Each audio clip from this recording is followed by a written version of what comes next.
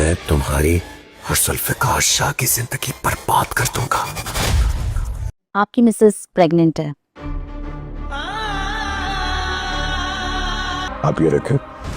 شاہ جی، آپ نے مجھ سے اتنا بڑا جھوٹ کیوں بلوایا؟ میری زندگی برباد کر کے تم اپنی زندگی میں خوشی سے رہ رہی ہو۔ مجھے تو زلفی نے کچھ اور ہی بتایا تھا۔ ذوالفقار نے بے وقوفی کی تھی نا، یہ میں ہونے نہیں دوں گا نور۔ کیا کریں گے آپ؟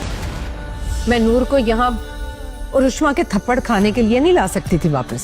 ناظرین، آپ دیکھیں گے کہ نور کی زندگی میں تو بہت ساری مشکلات ہیں۔ ایک طرف پہلے اس کا شوہر سالار اور اس کی سوتیلی بہنیں، اور دوسری طرف اب ذوالفقار شاہ کا باپ۔ اب اسے کچھ سمجھ نہیں آئے گی کہ وہ کیا کرے، کیونکہ جو اب اس اتنی بڑی مشکل میں وہ پھنس چکی ہے، اس مشکل سے نکلنا اس کے لیے ناممکن ہے۔ ادھر آپ دیکھیں گے کہ جب نور کی طبیعت خراب ہو جائے گی اور ڈاکٹر کو بلایا جائے گا تو اس کا سسر اس ڈاکٹر کو پیسے دے دے گا اور کہے گا کہ تم میرے بیٹے سے جھوٹ بولو کہ یہ پریگننٹ ہے، کیونکہ وہ یہی چاہتا ہے کہ ذوالفقار شاہ نے جو غلطی کی ہے نور کے ساتھ نکاح کر کے وہ فوراً ہی نور کو طلاق دے دے تاکہ اس سے اس کی جان چھوٹ جائے۔ ادھر آپ دیکھیں گے کہ ذوالفقار شاہ کو بھی یہ چیز نہیں پتہ ہوگی کہ اس کا باپ اتنی بڑی اس کے ساتھ گیم کھیل رہا ہے۔ ادھر آپ دیکھیں گے کہ جب ڈاکٹر چیک اپ کر کے باہر آئے گی تو ذوالفقار شاہ کو مبارک دے گی کہ آپ باپ بننے والے ہیں۔ وہاں پر ذوالفقار شاہ کا باپ اور ماں بھی کھڑے ہوں گے۔ جب یہ سنتا ہے تو اس کے پاؤں کے نیچے سے زمین نکل جاتی ہے، اسے کچھ سمجھ ہی نہیں آ رہی ہوتی